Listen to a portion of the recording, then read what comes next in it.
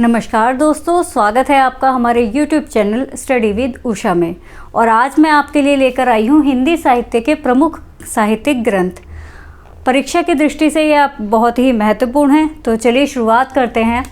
पहले इस्तवार दा ला लिटरेटू एंदुई ए हिंदुस्तानी के रचनाकार, अगर हम इसके रचनाकार की बात करें तो इसके रचनाकार कौन है? गारसा दा तासी। ठीक है। और अगर हम इसकी भाषा की बात करें तो ये कौन सी भाषा में रचित है? यह है फ्रेंच भाषा में रचित।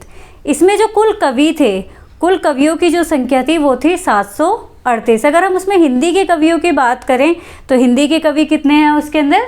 72। ठीक है। इसका जो प्रथम संस्करण था उसके 2 भाग थे। प्रथम भाग का प्रकाशन कब हुआ था? 1829 ईस्वी में। ठीक है। और जो द्वितीय संस्करण था, द्वितीय भाग था, उसका प्रकाशन कब हुआ था? 1847 ईस्वी में। उसके बाद इसका द्वितीय संस्करण आया, और द्वितीय संस्करण कब आया था? 1871 ईस्वी में। और जो द्वितीय संस्करण था उसके कितने भाग थे? उसके भाग थे 3। ठीक है। चलिए अगले ग्रंथ के बारे में बात करते हैं। शिव सिंह सरोज, यह आपकी परीक्षा की दृष्टि से अति महत्वपूर्ण है, तो चलिए इसके बारे में पढ़ते हैं। शिव सिंह सरोज, अगर हम इसके रचनाकार की बात करें तो इसके रचनाकार कौन थे? शिव सिंह सेंगर। वहीं इसका जो प्रकाशन वर्ष है वो कितना है? 1883 ईस्वी में। याद रखिए ये सभी जो साहित्यिक ग्रंथ है बार बार परीक्षाओं में पूछे जाते हैं।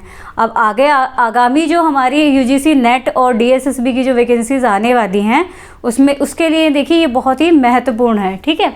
अगर हम इसके प्रकाशन की बात करें तो इसका जो प्रकाशन हुआ था वो हुआ था नवल किशोर प्रेस लखनऊ के द्वारा। कहाँ से हुआ था?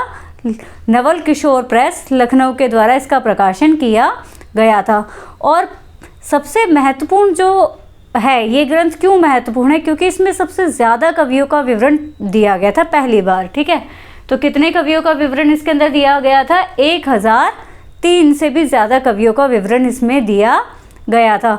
और इस ग्रंथ की सबसे जो महत्वपूर्ण बात थी वो क्या थी कि इसमें किस पद्धति का उपयोग किया गया था? वर्णानुक्रम पद्धति का उपयोग किया गया था। इसमें नामकरण का कोई प्रयास नहीं किया गया था कि कवियों को उनके नाम के अनुसार रखा जाए। ठीक है।